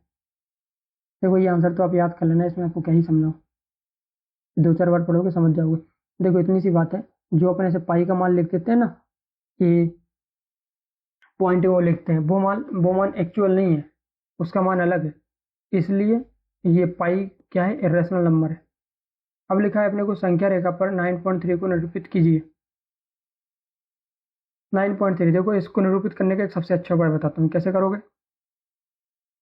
अपन इसको ऐसा लिख सकते हैं, 3 इंटू 3.3, तो एक 3 अपना वापस आ जाएगा बाहर, तो अंडर रूट में क्या बचा? 0.3। ठीक है, अंडर रूट का क्या मतलब होता है कि भाई इसको एक जोड़ा चाहिए, इसका पेयर बन जाए तो ये इधर से बाहर आ जाएगा, मतलब अगर इसको इतना और मिल जाए तो ये बाहर आ जाएगा, पर नहीं है उसके पास। तो आप जब संख्या रेखा पे ऐसे इसको शो करना हो तो ऐसे सेंटर में लिखा रहता है 0, तो पहले तो 3 तक जाना, 1 2 3, अपन 3 तक गए, फिर कितना भरना है अपने को? इसका आधा, 0.3 का आधा, तो 0.3 का आधा कितना होगा? 0.3 का आधा हो जाएगा 0.515, मतलब यहाँ कहीं इसको शो होगा। बस यहाँ पे मार्क करके यहाँ पे ये डिजिट लिख देना, अंडर रूट 9.3, ये अपना आंसर आ गया। समझ गए? अब ये कौन सा क्वेश्चन? नेक्स्ट 5वां क्वेश्चन है कि निम्नलिखित हरों का परिमीकरण कीजिए। परिमीकरण अभी मैंने आपको बताया एग्जाम्पल में, मैंने आपको कितनी बार बता चुका हूँ कि अगर आप एग्जाम्पल सारे अच्छे से कर लेते हो, डेफिनेशन वगैरह कर लेते हो, मतलब क्वेश्चन एक्सरसाइज पर आने से पहले, उसके पहले जो मटेरियल दिया होता है जैसे कि डेफिनेशन वगैरह, फार्मूलेज, एग्जाम्पल्स, अगर आप उनको अच्छे से कवर करते हो ना, तो एक्सरसाइज आप चुटकियों में कर सकते हो। मैंने आपकी चौथी एक्सरसाइज है, मैंने इसके सारे एग्जाम्पल कराते हुए आपके पास आपको आगे बढ़ा रहा हूँ। एक भी क्वेश्चन में आपको प्रॉब्लम नहीं है क्योंकि आप पहले ही सारे सॉल्व कर लेते हो। ठीक है, आप देखो ये क्या लिखा है। इन उत्तरों को प्राप्त करने के लिए आपने ये कुछ फार्मूले दे रखे हैं, जैसे कि जो पावर रहती है ना उनको कैसे सॉल्व कर लेते हैं। मैं आपको समझा देता हूँ, हालांकि ये आपको याद करनी पड़ेंगे अच्छे से। देखो अगर ए की पावर m इंटू ए की पावर n लिखा है तो इसको अपन क्या लिख सकते हैं? ए की पावर m प्लस n। समझ गए? इसको अपन ए की पावर m इंटू ए की पावर n, ए की पावर m इंटू ए की पावर n लिख सकते हैं, ए की पावर m प्लस n लिख सकते हैं। अगर ये इनके आधार समान, जैसे कि ये दोनों डिजिट समान है, जैसे कि ये दोनों समान है, ए की पावर m इंटू ए की पावर n, जैसे ए की पावर m इंटू ए की पावर n इक्वल टू, ये दोनों समान है तो इसको अपन कैसा ले सकते हैं? ए की पावर m प्लस n। और सेकंड में क्या ले सकते हैं? जैसे कि इसमें लिखा है ए की पावर m की पावर n, पावर की पावर है तो इसको अपन इंटू में लिख सकते हैं, m इंटू n लिख दिया। और इधर क्या है? ए की पावर m अपॉन ए की पावर n। देखो दोनों में आधार समान है, ए ऊपर भी है ए नीचे भी है, लेकिन पावर चेंज है, तो इसको अपन ऐसा कर सकते हैं ना, जब डिवाइड में हो तो पावर माइनस हो जाती है, ए की पावर m माइनस n। समझ गए? चौथा क्या है, ए की पावर m और b की पावर m, तो इसको इसके ऊपर लिख सकते हैं, मतलब दोनों की पावर तो सेम है पर आधार अलग अलग है, तो अपन लिख सकते हैं a into B, bracket close किया, की पावर m, क्योंकि पावर तो सेम थी। अब बढ़ते अपन नीचे।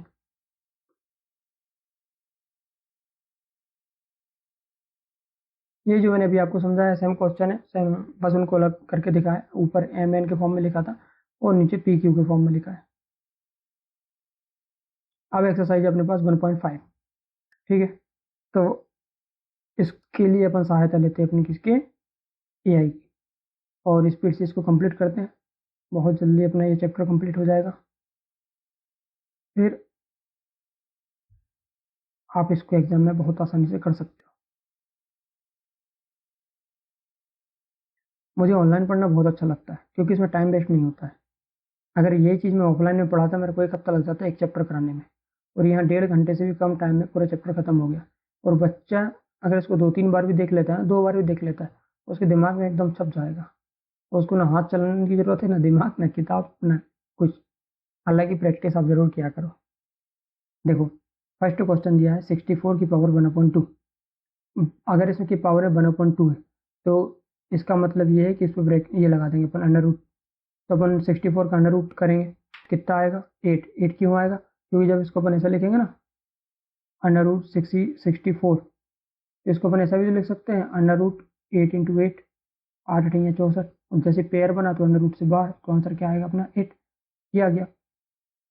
फिर क्वेश्चन है 32 की पावर 1/5, ठीक है, तो इसको अपन ऐसा लिखेंगे, क्वेश्चन क्या है, 32 की पावर 1/5, ठीक है, तो इसको अपन ऐसे लिखेंगे 5 अंडर रूट 32। इसका मतलब ये होता है कि इसको पेयर से बाहर निकलने के लिए 5 का पेयर बनाना पड़ेगा। 5 का पेयर कैसे बनाएंगे, देखो, under root 2 into 2 into 2 into 2 into 2, कितना हुआ, 2 दूनी 4, दूनी 8, दूनी 16, दूनी 32।